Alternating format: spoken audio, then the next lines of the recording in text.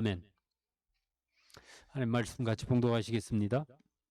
여호수아서 20장입니다. 20장 1절부터 9절까지 이게 여호수아서 전체인데 같이 봉독하시겠습니다. 여호수아서 20장 1절입니다. 여호와께서 여호수아에게 말씀하여 이르시되 이스라엘 자손에게 말하여 이르기를 내가 모세를 통하여 너희에게 말한 도피성들을 너희를 위해 정하여 부지 중 오살한 자를 그리로 도망하게 하라.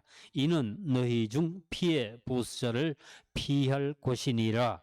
이 성읍들 중에 하나에 도피하는 자는 그 성읍에 들어가는 문 어귀에 서서 그 성읍의 장로들의 귀에 자기의 사건을 말할 것이요 그들은 그를 성읍에 받아들여 한 곳을 주어 자기들 중에 거주하게 하고 피해 보수자가 그의 뒤를 따라온다 할지라도 그들은 그 살인자를 그의 손에 내주지 말지니 이는 본래 미움이 없이 부지 중에 그의 이웃을 죽였음이라.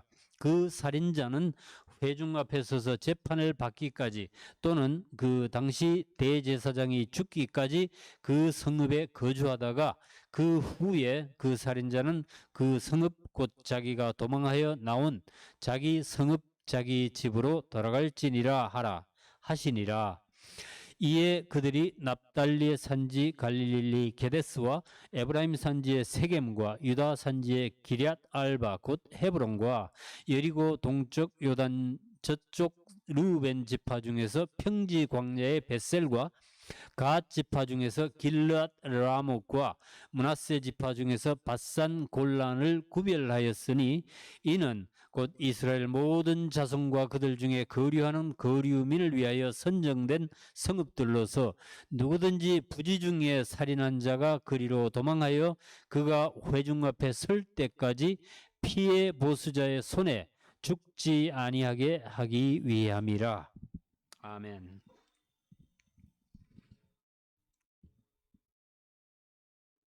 사람들이 연세가 드시거나 혹시 그 병으로 죽을 날이 가까우면은 그 버킷리스트라는 걸 만들지 않습니까? 혹시 여러분들 버킷리스트 만들어 놓으신 분들이 있어요? 권사님이 있으신 것 같은데 무슨 하나 만들어 놓는 것도 뭐 나쁘지 않습니다. 자, 내가 죽기 전에 이거 몇 가지는 꼭 해보고 싶다. 뭐 이런 겁니다. 예. 어떤 이는 어디 여행하고 싶은 곳을 적어 놓기도 하고 어떤 이들은 먹고 싶은 것들 뭐 적어 놓기도 하고 꼭 만나보고 싶은 사람들 그 이름을 적기도 합니다. 버킷리스트에. 저도 뭐 따로 만들어 놓은 건 없지만 마음에 심중에 버킷리스트가 있는데 이 은퇴하기 전에 꼭 하고 싶은 설교 제목이 몇 가지 있습니다. 예. 근데 그 중에 하나가 바로 오늘 우리가 다루고자 하는 이 도피성에 관한 설교입니다. 예. 그렇다고 해서 저희가 이제 목회를 그만둘 준비를 하는가라고 오해하지는 마십시오. 예. 뭐 그래도 뭐 별로 아쉬워하지는 않는 것 같으신데. 자, 구약 성서에는요, 예수님을 예표하고 상징하는 그런 사람들이나 사물들이나 사건들이 무수히 많습니다. 그 중에서도 가장 적절하게 절묘하게 하나님의 성품을 드러내주고 있는 것이 바로 우리 오늘 읽은 이 도피성에 관한 도피성이라고 말씀할 수 있을 것 같아요. 자, 1절 오늘 읽은 말씀 한번 다시 제가 읽어 드릴게요. 여호와께서 여호수아에게 말씀하여 이르시되 이스라엘 자손에게 말하여 이르기를 내가 모세를 통하여 너희에게 말한 도피성들을 이미 말씀을 몇 번 해주신 거예요. 너희를 위하여 정하여 부지 중 오살한 자를 그리로 도망하게 하라. 이는 너희 중 피해 보수자를 피할 곳이니라. 자, 출애굽기 21장에서부터 이 도피성에 관한 말씀이 나오는데 많이 나오는데 민수기 35장 그 다음에 신명기 19장에 이 도피성에 계속 이 중복되고 있습니다. 그러니까 여호수아는 이제 하나님의 말씀을 이제 그 명령을 팔로우업 하는 거죠. 예. 아니면 랩업 하는 겁니다. 그 이제 실제로 이제 실행을 하는 건데, 도피성이란 것은 고의가 아닌 실수로 사람을 죽인 자가 도망가서 피하도록, 그러니까 그를 죽여서 복수하려는 자를 피할 수 있도록 하나님께서 특별히 지정한 성읍들입니다. 예. 그러니까 부지 중에 오살한 자, 그러니까 모르고 실수로 사람을 죽인 자, 이건 요즘법으로 하면은 그러니까 first class murder, 그 1급 살인이 아니고 그 과실치사에 해당하는 그런 거예요. 예. 뭐 업무상 과실치사 뭐 이런 것도 있죠. 예. 그런 거예요. 당시 그 근동 지방에는요, 이게 뭐냐면은 그 루브르 박물관에 있는 하무라비 법전입니다. 이 법전이 그냥 책으로 돼 있는 게 아니고 이렇게 돌비석으로 돼 있는 거예요. 이걸 갖다가 프랑스에서 이게 이 뭐 전쟁통에 갔다가 이 루브르 박물관에 보관을 하고 있는데 그 참 잘한 것 같아요. 안 그랬으면 이 아이시스가 이것도 예, 폭파시켰을지도 모르잖아요. 그죠? 예. 그 이게 주전 1750년, 1790년 그 사이에 만들어진 법인데 그 고대 바벨로니아의 하무라비 법전. 예. 근데 그 근동 지방의 모든 나라들이 이 법전의 영향을 받고 있었어요. 그래서 이게 뭐냐면은 이거는 동태복수법이라고 그러는데 렉스 탈리오니스. 그러니까 당한 만큼 갚아주는 예. 그런 법. 그게 이 근동 지방에서 넓게 인정되고 있었던 법입니다. 근데 구약 성서에도 보면요, 그런 보복이 허용되는 것을 우리가 읽을 수 있습니다. 출애굽기 21장입니다. 그러나 다른 해가 있으면 갚되, 해를 끼치면 갚으라는 거예요. 어떻게 갚느냐? 생명은 생명으로, 눈은 눈으로, 이는 이로, 손은 손으로, 발은 발로, 된 것은 된 것으로, 상하게 한 것은 상함으로, 때린 것은 때림으로 갚을지니라 그랬습니다. 누가 눈을 찔러서 상하게 했으면 가서 그 사람 눈을 합법적으로 그냥 뽑아낼 수 있는 거예요. 예. 자, 이런 심판 체계는 일견 보기에 잔인한 복수처럼 보이지만은 사실은 그렇지 않았습니다. 예. 그 때가 벌써 지금부터 3천 4천년 전에 고대에 아직 그 사회법이 제대로 실행되고 정해지지도 않고 있을 때에 이런 법이 있었다는 거는 뭐 상당히 괜찮은 거예요. 그러니까 이거는 보면은 그 보복 자체를 말하기보다 이 보복할 수 있는 한계를 정해 놓은 거예요. 네. 보복하는 상대는 여기 보면은 당사자만으로 제한을 합니다. 처벌의 수위도 당한 만큼만 갚으라고 그러는 거예요. 예. 힘이 있다고 해가지고 상대방을 과도하게 복수하지 말라는 거죠. 예. 이 사람들 심리가 다 그렇잖아요. 그 대로받으면 말로 갚는다. 이런 인간의 본능이죠. 그러니까 한 대 맞으면은 가서 그냥 늑사 그냥 패는 게 이 심리란 말이에요. 창세기 4장에 보면 그 나오죠. 가인의 후손 라멕이 그러죠. 자기 아내들한테 이렇게 말합니다. 나한테 누가 창으로 상처를 입혔는데 내가 그것 때문에 사람을 죽였다.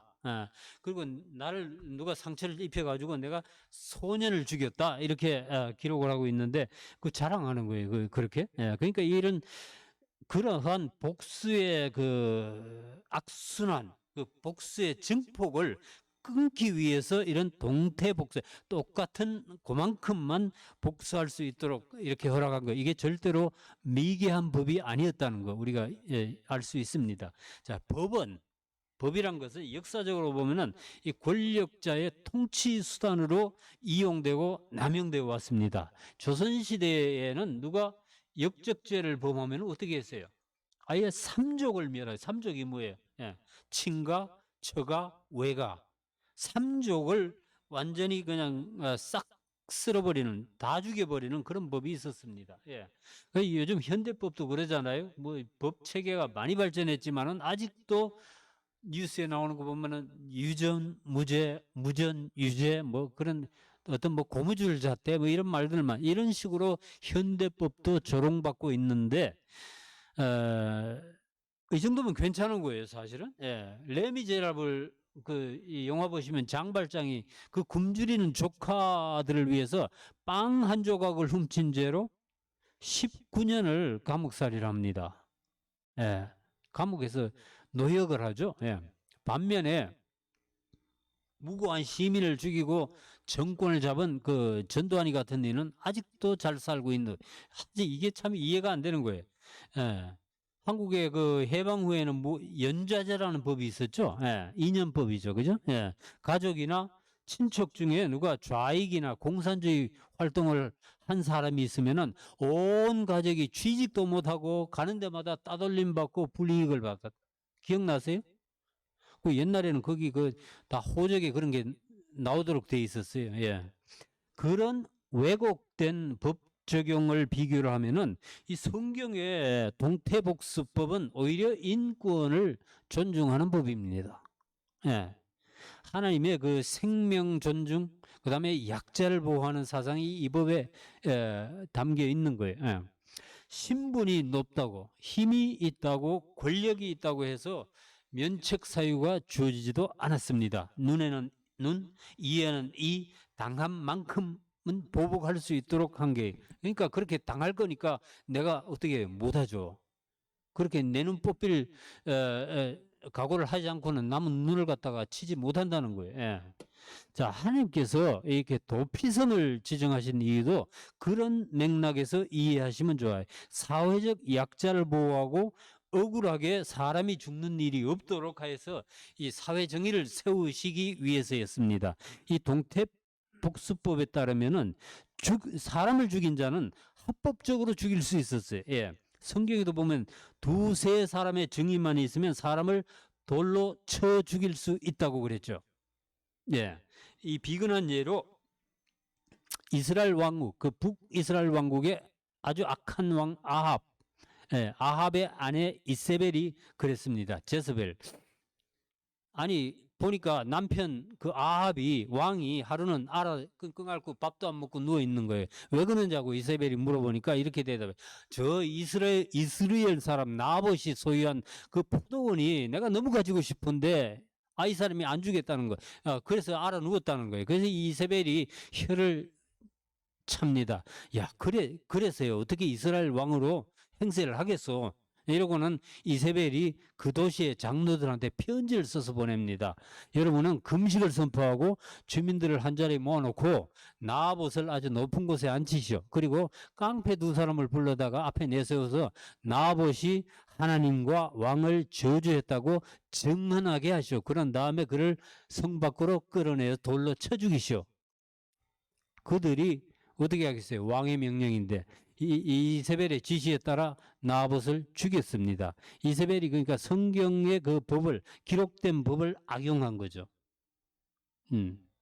그런데 하나님께서는 과실치사로 사람을 죽이거나 억울하게 죽임을 당하지 않도록 하기 위해서 이스라엘의 6성읍을 지정하여서 도피성으로 삼게 하셨어요. 예. 근데 이 법은 엄격하게 그 다음 절 읽어보시면은 과실치사에 한정하고 고살자, 일부러 사람을 의도적으로 죽인 자는 예외입니다. 여호와께서 여호수아에게 말씀하여 이르시되 이스라엘 자손에게 말하여 이르기를 내가 모세를 통하여 이거 제가 읽어드린 거네. 예. 자, 여기 보시면요. 부지 중에 오살한 자를 그리로 도망할. 그러니까 의도적이지 않게 실수로 죽인 자만 도피성으로 도망할 수 있었다는 거예요. 민수기 35장을 읽어보시면은 이 오살이 무엇인지 어디에 해당되는가 자세히 기록되어 있습니다. 예. 철 연장이나 돌이나 무슨 나무 연장으로 사람을 일부러 쳐 죽인 자는 반드시 죽이라고 그랬어요. 예. 그거는 명백하게 의도를 가지고 살인한 것이기 때문에 절대로 살려주지 말라고 그랬습니다.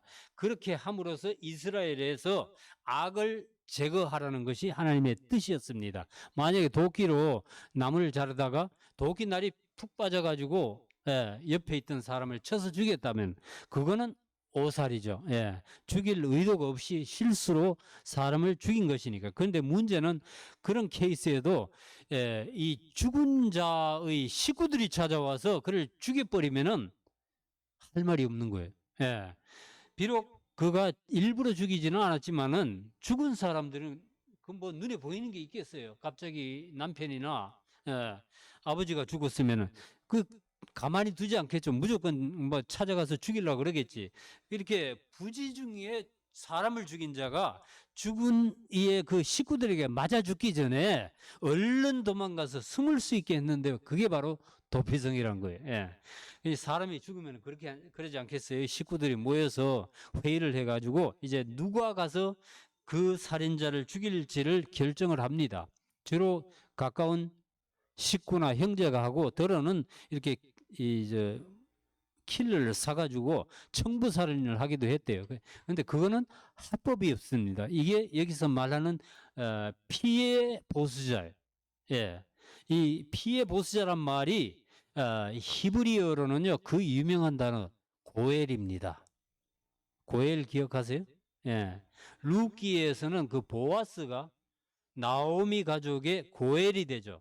리디머, 기업 물을 자 이렇게 돼 있어요. 예, 그 정확한 뜻은 이 의무나 이 책임을 져주는 가장 가까운 친족입니다. 고엘. 예, 그래서 고엘은 그 가족이 빚을 지면은 그걸 대신 갚아주고, 그 다음에 돈이 없어 노예로 팔렸으면은 그 몸값을 갚아주고 이렇게 풀어나게 하고, 그 다음에 토지를 빼앗겼으면은 저당 잡히거나 그걸 다시 사서 그 집에 돌려주는 그런 제도예요. 그런데 가족에 누가 살해를 당했을 때에도 그 복수를 해주는 사람이 똑같이 고엘인 거예요. 그것도 책임과 의무예요. 예.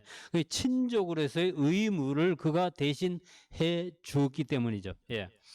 자, 여러분들은 이 루키도 읽어보면 그렇지만 하나님께서 우리의 고엘이 되신다는 거.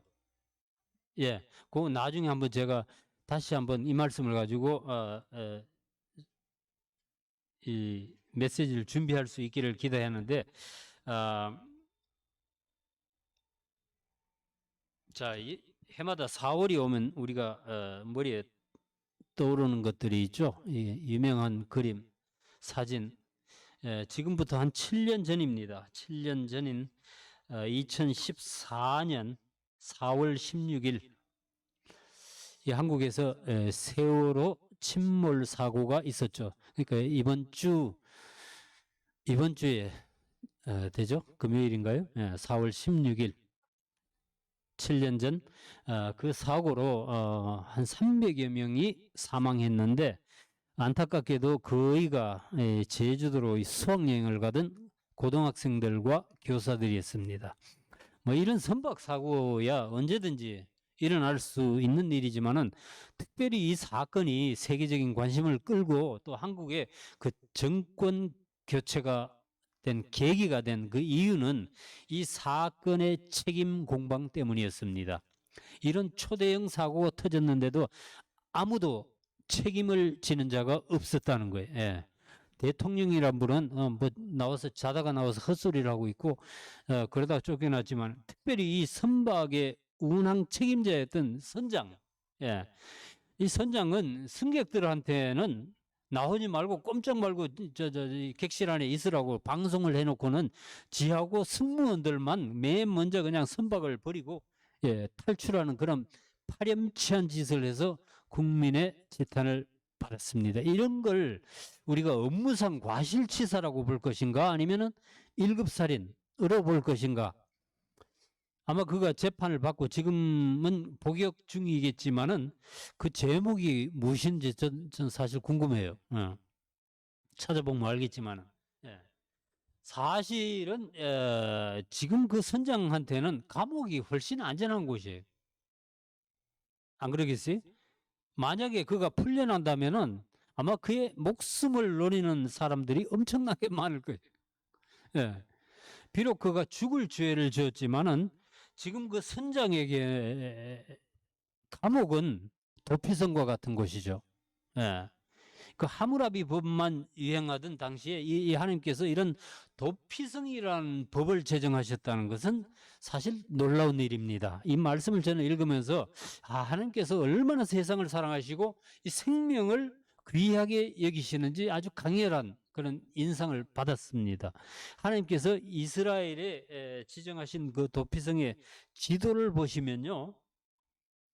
그 이름조차 의미가 있어요. 그 아이언사이드라는 신학자가 이 도피성의 이름들이 이 복음적인 성격을 가지고 있다고 이렇게 설명을 하는 걸 읽었습니다. 게데스는 그 성소 혹은 거룩함이란 뜻이고, 세겜은 그 밑에 세겜은 어깨란 뜻이래요. 여기 보이시죠? 예. 그 다음에 저기 헤브론은 밑에 있는 헤브론은 교제, 교통. 그 다음에 벳셀, 광야에 있는 벳셀은 요새란 뜻이고 폴치리스. 그 다음에 라못은 하일랜드, 높은 곳이란 뜻이고, 그 다음에 골란은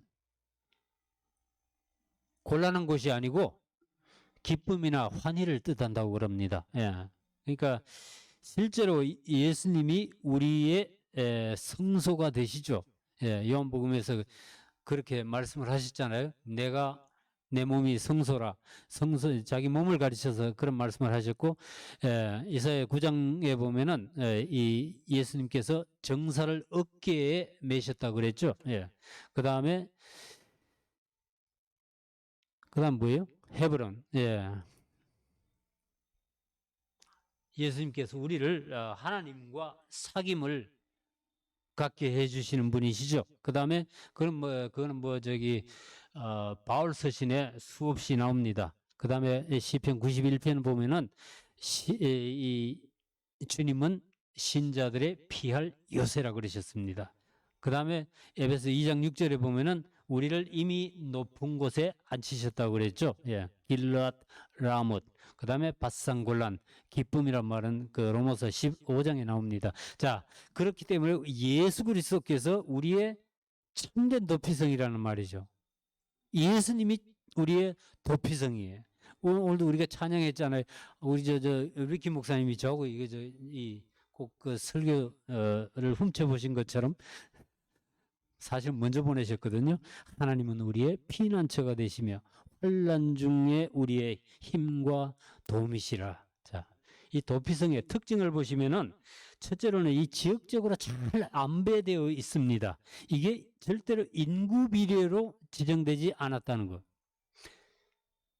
그 이스라엘 12지파가 분배받은 땅에서도 가장 이 거리상 중심이 되는 곳에 위치해 있었습니다. 요단강을 중심으로 해가지고 동편에 셋, 서편에 셋, 고루 이렇게 분포되어 있어요. 이거는 복음의 편재성을 상징합니다. 그래서 어느 지파에 누구든지 도피성으로 도망갈 사람은 하룻길 안에 충분히 도착할 수 있는 거리에 있었다는 거예요. 부지 중에 오살했다 하더라도 만약에 그 걸음이 느리거나 또는 도피성을 찾아가는 길이 멀고 험하면은 그가 거기에 도착하기 전에 이 보수자를 만나 죽음을 당할 수도 있었던 거예요. 그래서 이렇게 고루고루 아주 정확하게 이게 중간쯤에 어디서 가든지 거리가 비슷하게 이렇게 해놨다는 거예요. 그래서 이 하나님께서는 도피성으로 가는 길을 닦으라고 이렇게 말씀을 하십니다. 신명기 19장에 이런 말씀이 나오는데 네 하나님 여호와께서 네게 기업으로 주시는 땅 전체를 세 구역으로 나누고 길을 닦고 모든 살인자를 그 성읍으로 길을 닦으라는 거예요. 길을 닦으라는 거예요. 이 특별히 이렇게 말씀하신 이유는 자, 하나님께서 저와 여러분들 같은 죄인들과 사회적 약자들을 얼마나 배려하시는지 그분의 마음이 읽혀지는 대목이에요. 예. 유대인들 전승에 따르면 이 도피성으로 가는 길이요 폭이 14m나 되었대요. 그리고 도피성으로 가는 길 곳곳에 미클라트라는 그 표지판, 도피성이라는 표지판이 세워져 있었다는 거예요. 그리고 매년 12월이 되면은 그 길을 보수했다는 거예요. 예. 자, 여러분들 미국에 살면서 보면은 이 미국의 도로 시스템이 참 놀라워요. 예. 여러분들이 어디에 살든지 집을 일단 나서면은 한 5분, 10분이면은 거의가 하이웨이를 탈 수 있습니다. 시골에 이게 농장 사이로 나 있는 것도 전부 하이웨이예요. 아세요? 예. 그 프리웨이를 탈 수 있는데 그 프리웨이를 내려온 후에 한 5분, 10분 안에 거의 목적지에 들어갈 수 있습니다. 이런 시스템으로 돼 있어요. 제가 유심히 그걸 이 관심을 가지고 보는데 이스라엘의 도피성으로 가는 길은 오늘 이 미국의 그 프리웨이 시스템하고 같아요. 비록 범죄한 자라도 절대로 놓치지 않고 가장 빨리 갈 수 있도록 제일 잘 닦아놓은 길이 도피성으로 가는 길이었다는 것. 예. 그 다음에 이 도피성은요, 보면은 전부 이게 높은 곳에 위치해 있습니다. 이거는 이스라엘 사람들이 높은 곳은 안전하다라고 하는 그런 생각이 있기 때문에 그래요. 시편을 보면은 하나님의 성전으로 나아가는 길은 언제나 이렇게 올라간다라고 표현하죠. 예. 하나님의 계신 곳은 터가 높고 아름다운 곳이라고 했어요. 도피성이 바로 그런 곳이었습니다. 높은 곳에 구원이 있고 도움이 오는 곳이었다는 거예요. 예. 시편 기자들은 환란이 있을 때마다 눈을 들어 높은 곳을 향해 기도했습니다. 눈을 들어 산을 보아라. 너의 도움이 어디서 오나. 항상 이는 눈을 들고 기도했다는 거예요. 이 도피성이 바로 그렇게 하나님의 구원을 상징하는 곳입니다. 이렇게 이스라엘의 도피성은 가나안 땅 어디에서도 잘 보이는 높은 곳에 위치해 있었고 어느 지파 사람들도 한나절이면 갈 수 있는 가까운 곳에 있었고 또 곳곳에 도피성을 가리키는 간판이 세워져 있었고 도로는 하이웨이처럼 잘 닦여 있었다는 거예요. 예. 여러분들한테 영어 한마디 가르쳐 드릴까요? 여러분들 누구한테 길을 가르쳐 주실 때에 가끔 이런 말 하죠. You can't miss it. You cannot miss it. 절대로 놓칠 수 없다. 그건 너무 쉽다. 그럴 때 you can't miss it 그럽니다.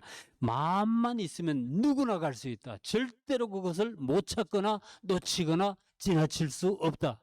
우리가 하나님께로 나아가는 생명의 길이 바로 그렇습니다. 예.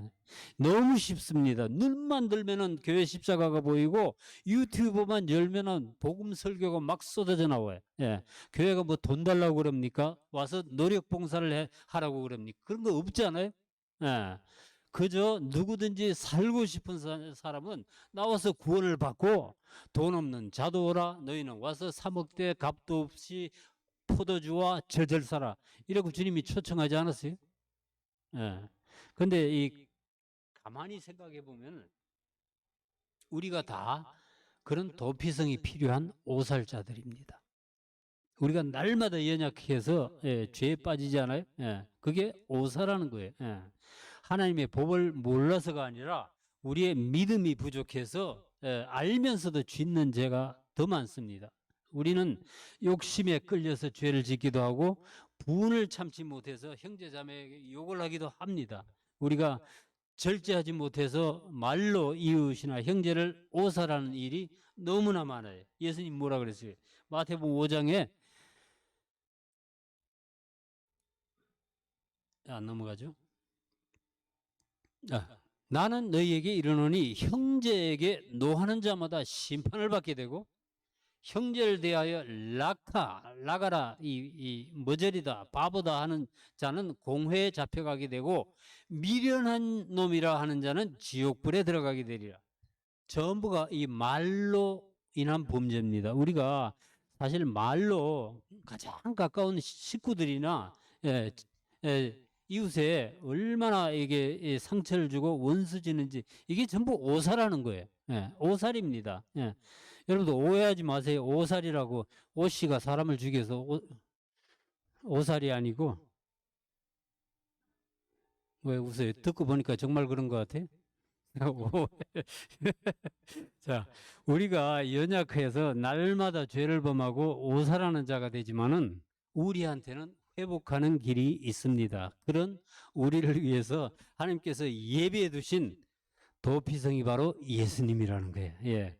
우리는 예수님께로 빨리 도망가고 그분 안에 피하면 됩니다. 예. 도망 잘 하시는 여러분들 다 되시기 바랍니다. 예. 예수님께서 이미 저와 여러분들을 위해서 연약함을 위해서 죽어 주셨기 때문이죠. 근데 우리가 정말로 조심해야 할 것은 뭐냐? 의도적인 살인, 고살은 하지 말아야 된다는 거예요. 자, 우리한테 고살이 어떻게 하는 것이 우리한테 고살이 되겠는가? 구원주인 예수님을 부인하는 겁니다. 이건 자살골이에요. 예. 죽으려고 작정을 하지 않고는, 환장하지 않고는 이렇게 못 하는데, 그래도 그런 사람들이 있어요. 주님의 은혜를 무시하고 그분의 이름을 현저하게 욕되게 하고 떠나버리면 예수님께서도 어떻게 하실 길이 없다고 말씀을 하세요. 히브리서 10장이죠. 우리가 진리를 아는 지식을 받은 후 짐짓죄, 이게 고살입니다. 짐짓죄를 범한 즉 다시 속지 않은 죄사가 없고 오직 무서운 마음으로 심판을 기다리는 것과 대적하는 자를 태울 맹렬한 불만이 있어요. 다시 속죄하는 제사가 없다는 말씀은 우리의 죄를 위해서 자기 몸을 단번에 제사로 드린 예수님의 죽음도 이런 이들에게는 효력이 없다는 거예요. 성경에서는요, 하나님의 아들을 짓밟고 자기를 거룩하게 한 언약의 피를 부정한 것으로 여기고 은혜의 성령을 욕되게 하는 자가 당연히 받을 형벌이 얼마나 무겁겠느냐 너희는 생각하라 라고 말씀하십니다. 자, 그런데 부지 중에 오살한 사람이라고 해서 아무나 그 성읍에 들어갈 수는 없었습니다. 다음 절 보시면은 이 성읍들 중에 하나에 도피하는 자는 그 성읍에 들어가는 문 어귀에 서서 그 성읍의 장로들의 귀에 자기의 사건을 말할 것이요 그들은 그를 성읍에 받아들여 주어 한 곳을 주어 자기들 중에 거주하게 하고 그러셨어요. 자, 그들이 성문까지 가는 길은 너무나 쉬웠지만은 우리도 그렇죠. 예수 믿는 일 사실 너무 쉽게 돼 있어요. 근데 그 성을 들어가기 위해서는 조건이 있었습니다. 먼저 그들은 그 성문의 장로들에게 자신의 그 사건, 자기가 당한 일의 종말을 말해 주어야만 했습니다. 자, 우리도 그래요.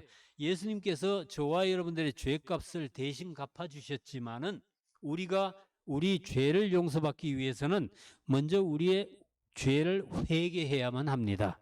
예, 요한일서에 뭐라 그랬어요? 만일 우리가 우리 죄를 자백하면 그 다음에 하나님의 은혜가 내리고 용서가 내리는 거죠. 예, 부지 중에 오살한 자라도 도피성으로 들어가기 위해서는 그들의 사정을 먼저 말해 줘야 했다는 거예요. 예.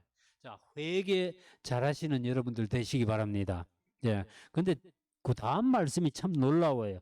그들은 그를 성읍에 받아들여 한 곳을 자기들 중에 한 곳을 주어 자기들 중에 거주하게 하고, 자, 도피성으로 지정된 성읍의 사람들은 그 도망자를 받아들여 주어야만 했습니다.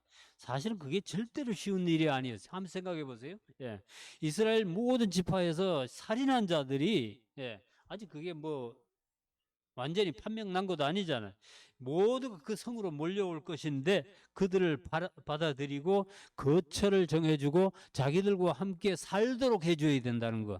자, 요즘 같은 사람들이 막 그냥 피켓 들고 나와서 데모하겠죠. 우리 집값들 다 집값 떨어진다. 학군 나빠진다. 우리 자녀들 위험하다. 뭐 이러고 막 컴플레인하고 데모를 했을 거예요. 자, 그렇게 도피성으로 지정된 도시들은 그 살인자들을 받아주어야만 했습니다.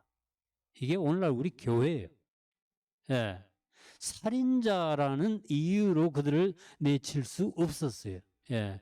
요즘 뭐 성폭력 전과자가 동네에 들어오면 막 데모하고 뭐 이 폰으로 뭐 띄우고 그러잖아요. 예. 근데 도피성에 사는 주민들은 그렇게 할 수가 없었다는 거예요. 예. 그 사실 그 도피성 우리말에 도피성으로 돼 있는 그 말이 히브리어로는 받아들임이란 뜻이 있다고 그래요. 그 원래 거기서 출발했다고 그래요. 도피성이란 게, 그러니까 이거 도피성이라 그러면 도망자의 시각에서 이름 붙여진 것이고, 실제로는 받아들여주는 성, 이게 맞다는 거예요. 제가 그 히브리어 원문을 올렸는데, 러는 그냥 저겁니다. 관사예요. 미클라트인데 이걸 도피성 그랬는데 피난처되고 받아주심 그리고 용납 이런 뜻으로도 해석이 된다는 거예요. 이 도피성의 실체이신 예수님은 우리를 받아주시는 분입니다. 예, 그분은 우리의 죄를 용납하시고 눈 감아주시고 죄를 지었지만 의롭다고 인정해 주시는 분입니다. 자, 또 하나 놀라운 사실은 이 도피성에는 이 이스라엘 사람들뿐만이 아니라 타국인이나 이방인들에게도 열려 있었다는 사실. 민수기 35장 15절입니다. 이 6성읍은 이스라엘 자손과 타국인과 이스라엘 중에 거류하는 자의 도피성이 되리니 부지 중에 살인한 모든 자가 그리로 도피할 수 있으리라. 참 놀라운 말씀이죠. 이 부지 중에 살인한 모든 자가 그리로 도피할 수 있었다. 구원은 이스라엘에게만 열려 있는 것이 아니라는 말씀입니다. 실제로 예수 그리스도의 복음은 유대인들이 멀리했던 그 죄인들과 세리들과 창기들이 먼저 받아들였죠. 예, 누구든지 주의 이름을 부르는 자는 구원을 얻으리라. 믿으십니까? 예, 도피성의 그러니까 뉴 버전 이 대신은 예수 그리스도의 복음은 유대인이나 이방인이나 차별 없이 보호받을 수 있다는 거예요. 예. 그런데 일단 도피성으로 들어온 사람들은 제약이 하나 있었습니다. 자유롭게 나갈 수는 없었어요. 예. 교회도 이렇게 됐으면 참 좋겠는데. 예. 만약에 그들이 규정을 어기고 성 밖으로 나갔다가는 보수자들에게 맞아 죽어도 할 말이 없었습니다. 옛날에 박정희가 죽을 때 술을 마시다가 김재규한테 총을 맞아 죽은 그 궁정동의 그 파티하우스를 뭐라 그래요? 안가라 그랬죠. 안가. 난 그 왜 안가라고 불렀는지 그랬는데 안전한 집이라는 뜻인데, 예. 그 박정희가 거기서 죽었으니까 그 집이 안전하지는 않았죠. 예. 자, 근데 이스라엘의 도피성은 안전한 곳이었습니다. 근데 제약이 있는 그 조건이 있는데 살인자가 임의로 그것을 벗어나면 안 됩니다. 예. 그가 성 밖으로 나가는 순간 그에게 약속된 그 보호 막은 걷어지 보호 효과는 사라지는 거예요. 근데 그들이 언제 그러면은 합법적으로 자기 고향에 돌아갈 수 있는가? 길이 있기는 있었습니다. 예, 6절 말씀 보시면 그 살인자는 회중 앞에 서서 재판을 받기까지 또는 그 당시 대제사장이 죽기까지 그 성읍에 거주하다가 그 후에 그 살인자는 그 성읍 곧 자기가 도망하여 나온 자기 성읍 자기 집으로 돌아갈지니라 하라 하시니라. 자, 그 당시에 대제사장이 죽으면 거기 살던 그러니까 미필적 고의 살인자죠. 이 살인자들은 자유롭게 집으로 돌아갈 수 있었습니다. 그런데 대제사장이 아직도 정정하거나 금방 이제 대제사장으로 취임을 했다면 이거는 보통 일이 아닌 거죠. 예, 그들이 평생 그 도피성에 살아야 할 수도 있었습니다. 아마 도피성에 들어간 사람들이 맨날 기도하는 제목이 이랬을 것 같아요. 하나님 저 대제사장을 빨리 데려가 주십시오. 근데 하나님께서 그런 기도는 듣지 않으시죠. 그 당시 이스라엘에는 대제사장이 죽고 또 새 대제사장이 취임을 하면은 요즘 말하는 그 특별 사명 같은 그런 제도가 있었던 것 같아요. 그것도 희년이 오면은 모든 부채를 탕감해주는 그런 제도도 있었죠. 그 비슷한 거예요. 예. 그래서 이 도피성에 살던 살인자들도 그들이 죄를 사면받고 고향집으로 돌아갈 수 있었던 거예요. 그게는 영적 의미가 있는데 무슨 뜻인가 하면은 이 대제사장의 목숨으로 그들의 죄값을 청산했다는 뜻이 있어요. 네. 우리한테도 대제사장이 있는데 그분이 바로 예수 그리스도십니다. 예, 예수님은 우리의 고엘이 되셔서 우리의 모든 죄와 허물을 대신 지시고 죽으신 거예요. 예. 그분이 십자가의 죽으심으로 우리의 죄값이 깨끗하게 청산되었다는 것. 예. 저는 오늘 여러분들의 고민이 저의 고민이나 뭐 비슷할 것으로 생각합니다. 우리는 날마다 이렇게 욕심에 끌리고 정욕에 끌리고 이기심 때문에 하나님 법을 어기고 그분의 말씀에 순종하지 못하는 그런 안타까운 심정이 있어요. 예, 이게 우리가 날마다 오살자가 되고 있다는 거예요. 예, 그러나 저와 여러분들이 보지 못하는, 그럴 때 보지 못하는 거 하나가 있는데 The Redeemer, 우리의 구속자이신 예수님께서 그런 우리를 위해 이미 값을 지불하셨다는 사실입니다. 예, 우리는 이 도피성의 실체이신 예수님께로 달려가기만 하면 되는 거예요. 예, 도피성이신 그분 안에서 그분의 보호를 받고, 예, 그분을 떠나지 말고 함께 살면 되는 거예요. 예. 여러분들이 날마다 시달리는 그 작은 죄에 얽매이지 말고 주님 품 안으로 잘 달려가시기를 바랍니다. 예. 우리의 생명을 노리고 달려오는 이 마귀에게 잡히기 전에 먼저 우리가 주님 손을 잡아야 된다는 거예요. 예. 도피성이신 예수님의 보호 아래 있으면 저와 여러분들의 생명은 안전합니다. 할렐루야. 기도하시기 바랍니다. 같이 기도합시다. 사랑하신 하나님 아버지, 우리에게 영원히 도피성이 되신 주님의 이름을 높이고 찬양합니다. 주께 피하는 자가 복이 있도다 하신 하나님의 말씀을 믿습니다. 우리가 날마다 작은 죄와 씨름하는 대신에 주님께로 먼저 달려가는 자들이 되기를 소원합니다. 세상의 더러움과 싸우는 그 에너지를 바꾸어서 하나님을 아는 지식과 복음의 능력이 될 수 있도록 도와주세요.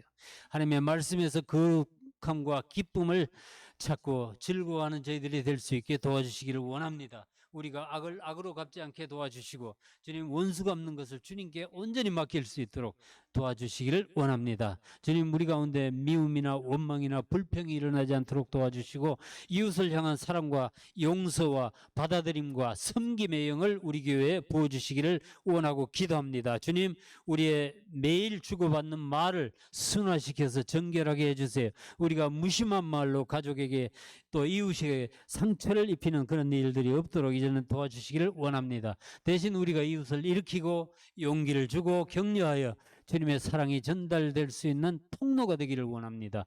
하나님의 아름다우심을 세상에 드러내는 향기나는 그런 공동체가 되기를 소원하고 기도합니다. 주님 이번 주에 우리 메일링이 링컨을 데리고 캘리포니아로 떠납니다. 전능하신 하나님께서 그 가정을 지켜주시기를 부탁합니다. 주님 하나님의 말씀으로 그들을 양육시키시고 보호해 주시기를 기도합니다. 또 우리 메일링이 하나님을 경외하고 주의 말씀을 사랑하는 지혜롭고 강한 아내와 엄마가 될 수 있게 주께서 이끌어 주시고 도와주시기를 원하고 기도합니다. 성령님께 감사드리고 예수님의 이름으로 기도합니다. 아멘. 할렐루야. 오늘 말씀 생각하시면서 같이 찬양하시겠습니다.